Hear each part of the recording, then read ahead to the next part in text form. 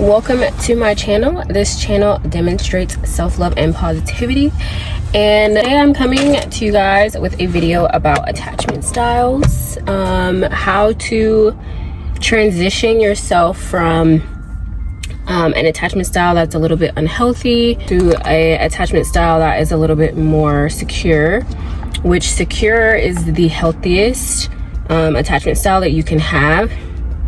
And before I get into it, I am getting over a cold. I've been a little bit under the weather, and so yeah, I sound a little different. There are 4 things that I have been doing in order to create a more secure attachment style within myself. The first thing is to define what secure attachment is to you. There are different definitions on what secure attachment style looks like, and for me it's subjective. Everyone has different needs, and so for me, a secure attachment means that I can communicate with someone without manipulating them in any way, shape, or form. Like, I can communicate like, hey, you know, that really frustrated me when this happened, or when they're not around me, communication is healthier. I don't have to feel like I'm not getting what I need without, you know, like I said, like having to manipulate someone or guilt trip them or whatever the case may be. And so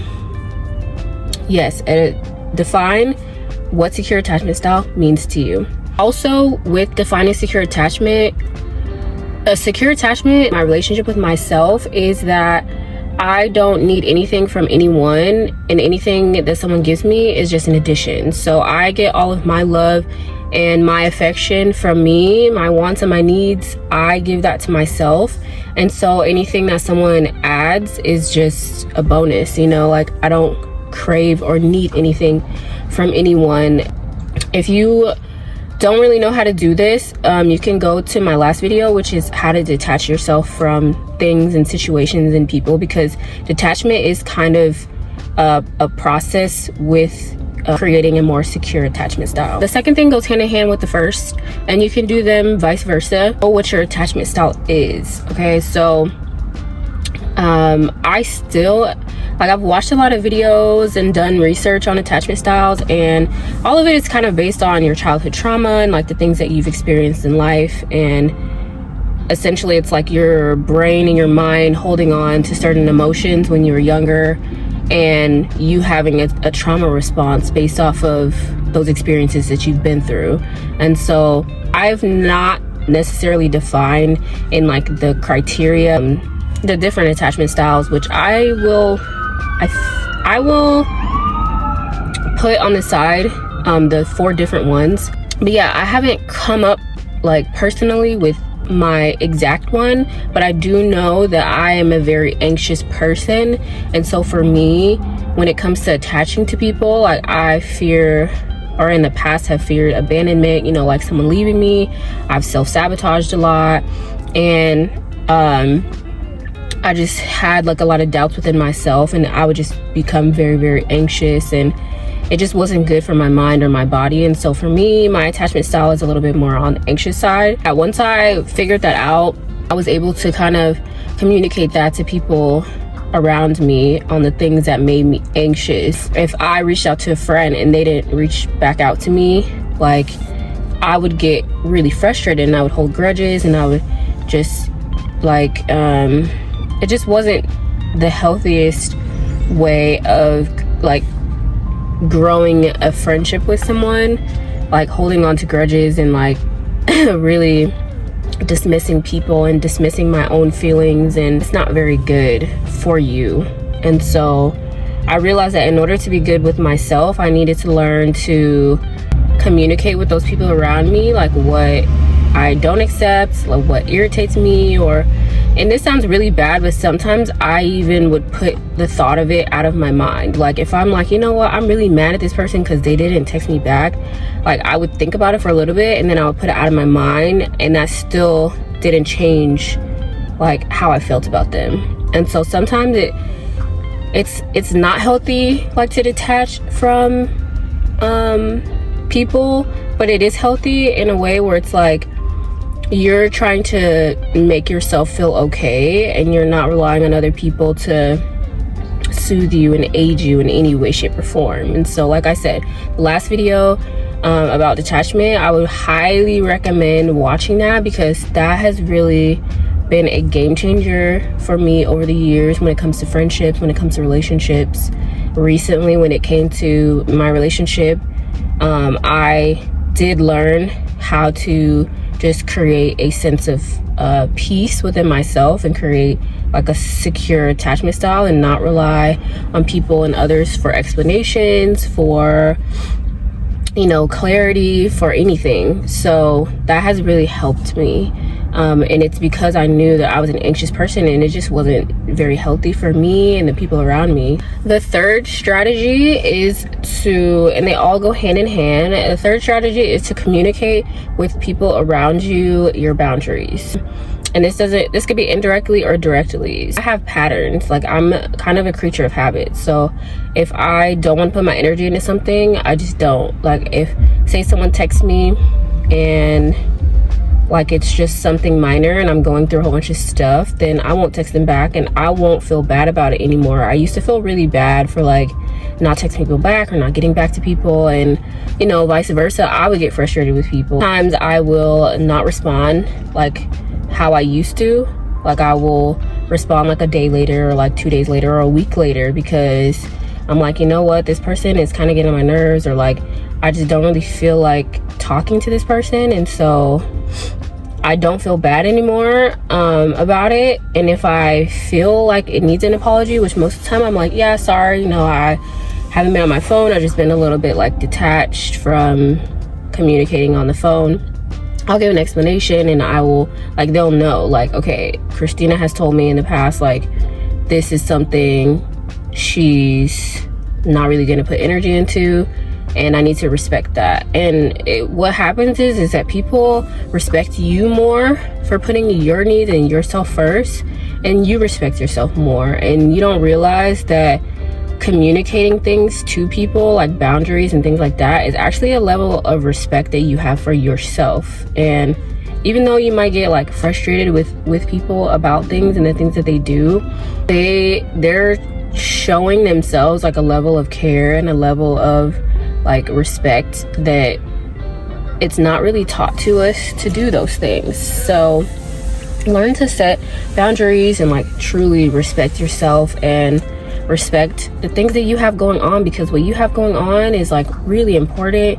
And if you want to share those things with people, you know, you can, but you don't have to do anything. You don't have to text anyone back. You don't have to feel obligated to do things for people. You don't have to, you know, tell anyone anything just because they want to hear it. Like, you can do for you, and you don't need to rely on other people to do for you, you know, and like vice versa. Like, people shouldn't expect things from you to that degree either, because everyone's just doing the best that they can every single day. And when you understand that, you truly are able to like move in the world with a lot more peace and a lot more like sanity. Last strategy that I have used is to detach from your phone at all costs. Your phone, you hear this? Your phone, that thing you have in your hand all the time, all day, every day. Yeah, right?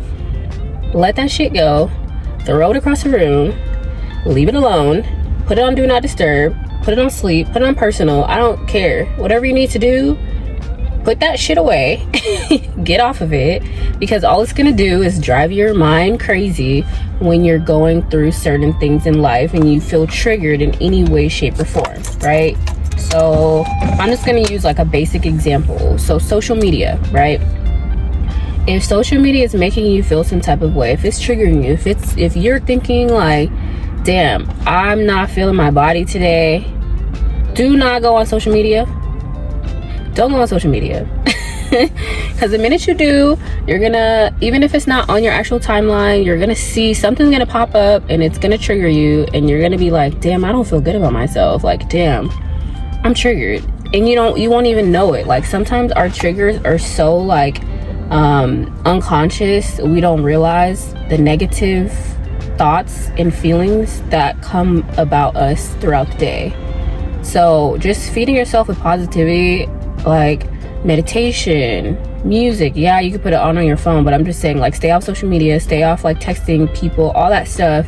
Like, put it away, okay? Focus on you, focus on your mind, focus on your brain, focus on positivity, focus on, you know, external factors. Like, coffee is literally my freaking saving grace. I love coffee. I will go get coffee just to feel better, okay? Do something to go feel better.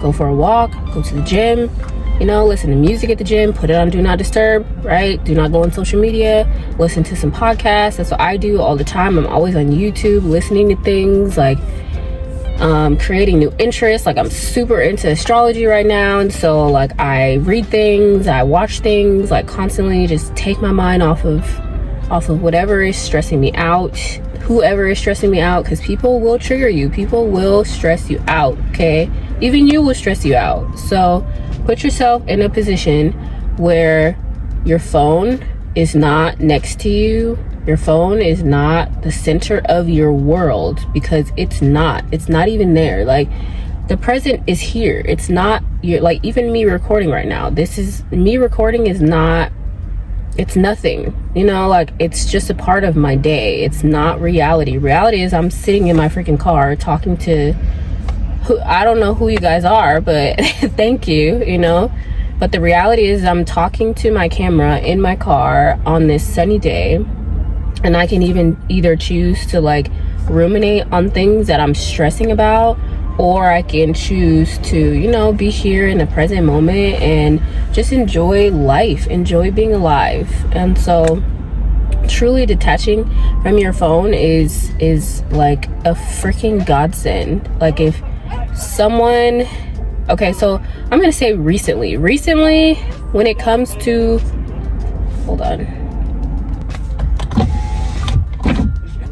sorry, I'm at my gym and there's people like walking around and stuff. Recently, I just got done working out. Recently, when it comes to wanting to create closeness and form an attachment with someone, it's unhealthy for us to expect from others what we cannot give ourselves. You have to give yourself everything first, and everyone else comes second. If you want something from someone, say you're in a romantic relationship or you're getting to know someone, you're automatically going to crave things from someone, and there's nothing wrong with it. We all want love, we all want care, we all want attention. But if you're putting your energy into putting that, like wanting that from the wrong person, it's going to continue to trigger you.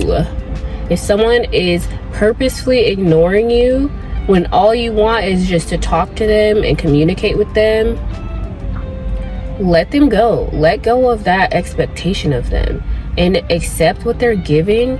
And if they're not giving you what you want, you have to go get it from someone else. You have to. Like, there's just no other option. There's no other option. Like, I'm kind of going off on a tangent, but this is what triggered me into changing my attachment style. Is I was craving things from people, like explanations and love and care and attention and money. Like, I was craving those things from other people, and I can give myself that. I really can. And once I let go of that, I started to attract those things to me. I started to attract love. I started to attract care. I started to attract attention. I started to attract everything that I wanted and needed without even like having to say anything, you know. Like, and that's just because I know anything that's not giving me peace, I'm gonna let go. Like, I'm gonna let it go, and I'm gonna allow for that peace to come to me at some point in time. But I think a lot of people don't really have patience, and then they don't have the self-awareness to be like, you know what, this person, they kind of trigger me a little bit. And I've expressed to them, hey, this is a trigger for me. Hey, this is a boundary for me. Hey, you're frustrating me. And they still don't care. And so I'm gonna have to just literally say deuces to you, because I could do good by myself. Like, I don't need you. I don't need your company. I can do anything, go anywhere by myself. I can do anything for myself. And so you're not bringing anything good to my life. So I'm gonna have to let you go. I'm gonna have to let this outcome, this expectation go. So yes, those are the 4 things. First, you have to understand what secure attachment means to you, okay? No, I want this, I want that, and there's nothing wrong with it. I deserve this. I'm going to get this. And if this person is not adding to that definition of what a secure attachment is for me, I'm gonna let them go. Number 2 is to know your attachment style. Are you anxious? Are you dismissive? Are you avoidant? Are you secure? Right? And if you are secure, how can you become more secure within yourself? Like, bring that positivity to yourself when it comes to love, care, and attention. Okay? Number 3, to communicate your boundaries to those people who care about you, those people around you. And even if they don't care about you, you can still communicate those things to them. And if they don't want to do those things, give them time. You know, be patient with people. Be patient with yourself. And, you know, if someone doesn't want to give you it, then someone else will. Trust me. Trust me, they will. 4th thing is to detach from your phone and others, okay? Detach from your phone, detach from others, go for a walk, go get a coffee. Like, don't personalize it. The things that people do are not, like, you shouldn't, like, you can get frustrated, feel those feelings, but do not try to manipulate people into doing what you want them to do just because you have those triggers or you have those unhealed wounds inside of you, okay? Communicate in a healthy manner to people, okay? And get rid of that phone. Throw that phone across the freaking, you know, like, put your headphones in and throw your freaking phone. Listen to some music, listen to meditation music, watch a podcast, listen to a podcast, watch a movie. Like, fully be in tune with the present moment and stop worrying about the past, stop worrying about the future, and just be right here, right now. And these are ways and these are tips that have truly helped me within a short time frame. Like, honestly, within the last like 2.5, 3 months, I have completely like shifted from anxious to secure. So this can be done quickly. You just have to be self-aware. You have to want to change, okay? And you have to just learn how to take things and people like as they are and not try to push and force anything. So I hope this does help someone, and I do appreciate your support, and have a good day.